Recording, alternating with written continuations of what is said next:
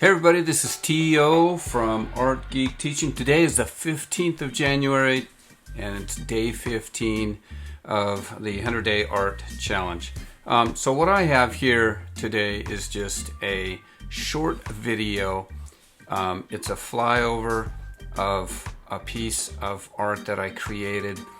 The faux rock, I think this is not the final because it's still shiny, but the faux rock was made out of foam, autobody, bondo, spray paint, and of course resin.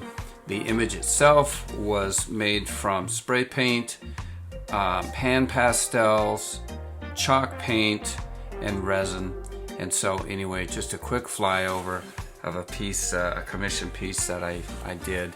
And I don't have anything really other than this. I do have a full build, but I'm still working on that video. It's quite long. So anyway, there you have it. Have a great day.